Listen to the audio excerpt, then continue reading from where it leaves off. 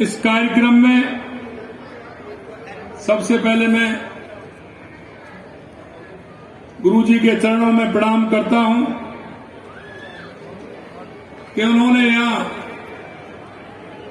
लगातार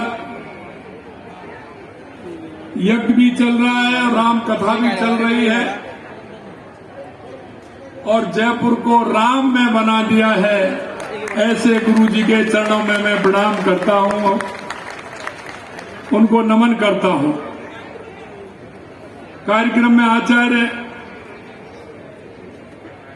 रामचंद्र दास जी महाराज, योगी भावनाथ जी महाराज, यज्ञ सम्राट बाल योगेश्वर दास जी महाराज, हमारे विधानसभा के अध्यक्ष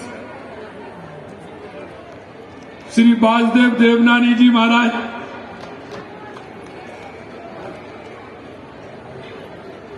हमारे क्षेत्रीय प्रचारक सम्मानीय भाई साहब निम्बाराम जी, वो भी महाराज जी हैं,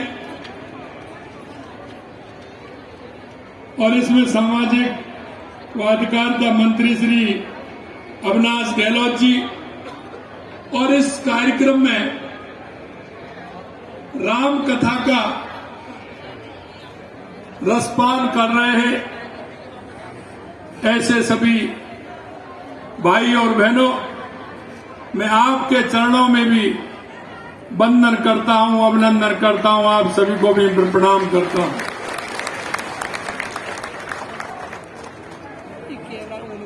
आज इस राम कथा के पावन आयोजन पर, क्योंकि ये हमारा सौभाग्य है बस फोटो की स्क्रीन है कि हमारे परम पूज्य जगत गुरु राम भद्राचार्य जी के जन्मोत्सव के कार्यक्रम भी है। और मैं कहना चाहता हूं, ये भगवान राम की और हनुमान जी की कृपा है कि उनका 77वां जन्मदिन हम जयपुर में मना रहे हैं।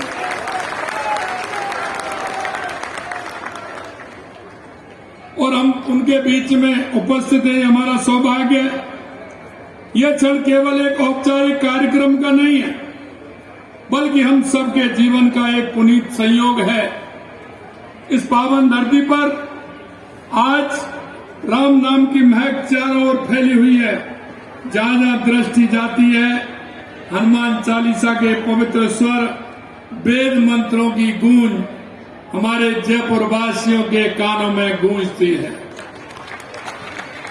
आप सभी के मध्य खड़ा होकर हृदय में अद्भुत आनंद की अनुभूति हो रही है, क्योंकि इस तरह के कार्यक्रम कोई संयोग होता है और ईश्वर की कृपा होती है जब इस तरह के कार्यक्रम होते हैं।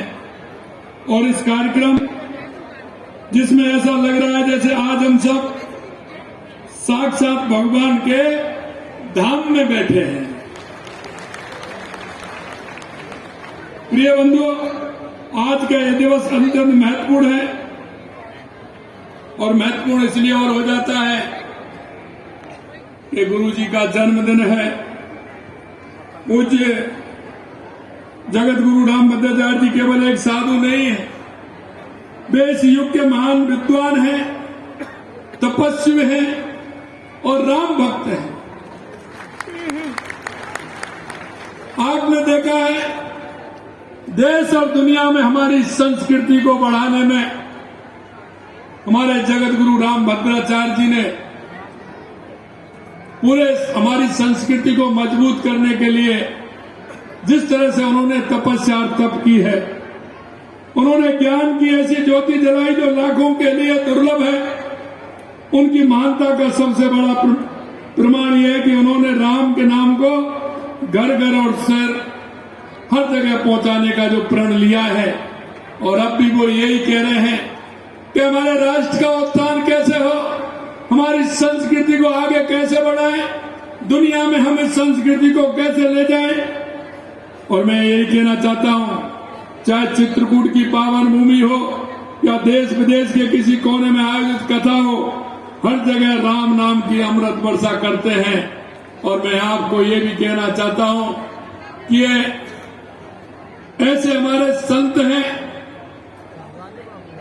रामभद्राचार्य जी, जिन्होंने रामलला की जो कोर्ट में लड़ाई चल रही थी उसमें उन्होंने जब बयान किए तो वहां जो सुनने वाले लोग थे उनके आंखों में अश्रुओं की धारा बह रही थी। और उन्होंने जिस तरह से राम जी की महिमा मंडित किया, निश्चित रूप से आज हम कह सकते हैं कि यह साधारण व्यक्ति के मन में स्पर्श नहीं हो सकता। उन्होंने तुलसी पीठ की स्थापना कर रामायण और हिंदी साहित्य की एक सेवा का अद्भुत कार्य किया है। मैं इतना कहना चाहता हूं, भाइयों बहनों, हम सब जानते हैं कि प्रभु राम केवल एक ऐतिहासिक पुरुष नहीं बल्कि मर्यादा, सत्य और धर्म के साक्षात स्वरूप है। भगवान राम का चरित्र मानवता के लिए सर्वोच्च आदर्श है, क्योंकि उन्होंने जिस तरह से पिता की आज्ञा और भाइयों से जो प्रेम, उनके जो करुणा भाव है वो हम सभी के मन में आता है। और राम हमारे वो हैं जो हमारे रोम रोम में बसते हैं। और मैं आपसे इतना कहना चाहता हूं कि जिस तरह से हमारे जगत गुरु रामभद्राचार्य जी ने यहां आयोजन किया है, मैं उनको धन्यवाद देता हूं कि उन्होंने यहां आकर के हम सबको राम में बना दिया है। और मैं आयोजकों को भी धन्यवाद देना चाहता हूं और आप सभी को भी धन्यवाद देना चाहता हूं कि इतना बड़ा कार्यक्रम आयोजित हुआ है।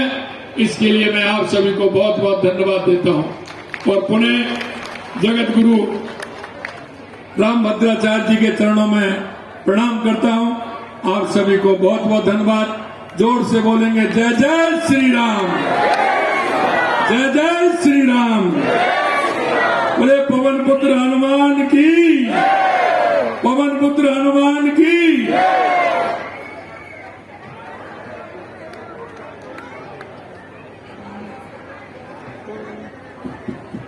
मैंने ये सोचा था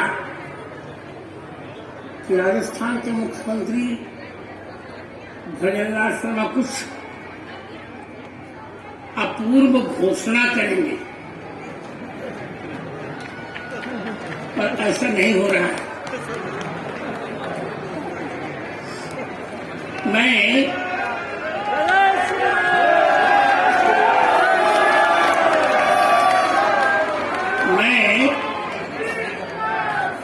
मैं सुनिए,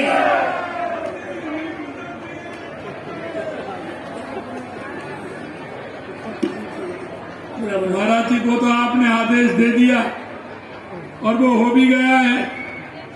आप चिंता मत करिए, गलता तीर्थ बिल्कुल पूरी तरह से जो आपने कहा है वो होगा। और एक आपने कहा था कि यहाँ एक गौशाला और पीठ की भी स्थापना करना चाहते हैं। अरे महाराज जी, आप जो मन में ठान लेते हैं वो तो राम की कृपा होती है, वो अपने आप हो जाता है। चिंता करने की कोई जरूरत नहीं है।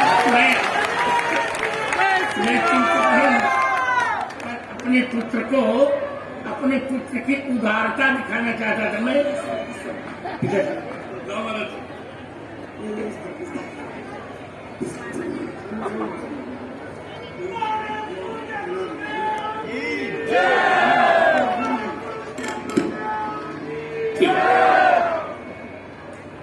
मैंने कहा कि पिता के समान पुत्र भी उदार होता है। मैं केवल मुख्यमंत्री की उदारता आप लोगों को सुनवाना चाह रहा था। और अब कार्यक्रम राजस्थान वासियों का सौभाग्य है कि पूज्य गुरुदेव का सानिध्य आप सबको प्राप्त हो रहा है और एक ऐसे कर्मठ और जन जन की सेवा में तत्पर मुख्यमंत्री आपको प्राप्त हुआ है। भगवान के प्रति निष्ठा रखना, संतों के प्रति श्रद्धा रखना और किसी भी देव कार्य में बड़ी ही तत्परता से लग जाना, ये हमारे मुख्यमंत्री जी का सहज स्वभाव है। और इसी नाते मैं कई बार सोच रहा था कि गुरुदेव इस यज्ञ का यजमान किसको बनाएंगे, तो पूज्य गुरुदेव ने आपके यशस्वी मुख्यमंत्री जी को इस विराट अनुष्ठान का यजमान बनाया, मुख्य यजमान बनाया। और राजस्थान सुखी हो, समृद्ध हो, स्वस्थ हो और निरंतर विकसित हो, यही संकल्प हमारे मुख्यमंत्री जी ने एक एक राजस्थान वासियों के लिए लिया है। और एक बड़ी अच्छी बात आपको बताएं, जिस प्रकार भरत जी नंदीग्राम में रहकर राम जी ने जब आज्ञा दी तो राज्य का पालन कर रहे थे फलाहार करके, उसी प्रकार जब राजस्थान की सेवा का सौभाग्य हमारे मुख्यमंत्री भजनलाल शर्मा जी को प्राप्त हुआ है, ये भी निरंतर फलाहार करके आपकी सेवा कर रहे हैं, फलाहार करते हैं। वैसे सहज मुख्यमंत्री, सरल मुख्यमंत्री और राजस्थान के लिए के विकास के लिए निरंतर समर्पित मुख्यमंत्री हम सबको प्राप्त हुए, एक बार अभिनंदन करते हैं। और पूज्य गुरुदेव की इच्छा हमारी कई पीढ़ियां गालता गादी के लिए समर्पित हो गई। और पूज्य गुरुदेव के मन में जब संकल्प आया, लगातार प्रयास चल रहे थे, लेकिन वह संकल्प आज पूर्ण होने जा रहा है, ऐसा मुख्यमंत्री जी ने हम सबको सूचित कर दिया। क्यों? क्योंकि हमारे पास आदरणीय भजनलाल जी जैसे मुख्यमंत्री हैं। और साथ ही साथ श्री तुलसी पीठ सेवान्यास और रामानंद मिशन द्वारा देश भर में तमाम सेवा के कार्य चलाए जा रहे हैं। हमने इच्छा व्यक्त की थी मुख्यमंत्री जी से कि तुलसी पीठ का एक केंद्र यदि राजस्थान जयपुर के आसपास हो जाए तो यहाँ पर भी अनेक सेवा के कार्य हम गुरुदेव के नेतृत्व में कर सकते हैं। पूज्य गुरुदेव ऐसे संत हैं जहां सरकार से लेने के तमाम उदाहरण होंगे, लेकिन उत्तर प्रदेश सरकार को अपना 1500 करोड़ की लागत का बना हुआ विश्वविद्यालय गुरुदेव ने हंसते मुंह से दान दे दिया। पूज्य गुरुदेव ने दिव्यांगों के लिए अपना जीवन समर्पित किया। तो जब यहाँ पर कोई केंद्र बनेगा तो वह दिव्यांगों के लिए भी काम करेगा, वो हमारे भटकते नौजवानों को भी सही मार्ग दिखाने का कार्य करेगा और सनातन के लिए भी दिन रात अलख जगाएगा।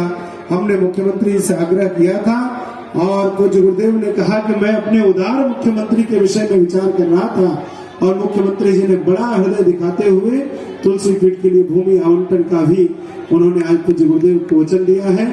अभी तालियां तो आपकी कम है, पीछे वाले की और जोरदार तालियों के साथ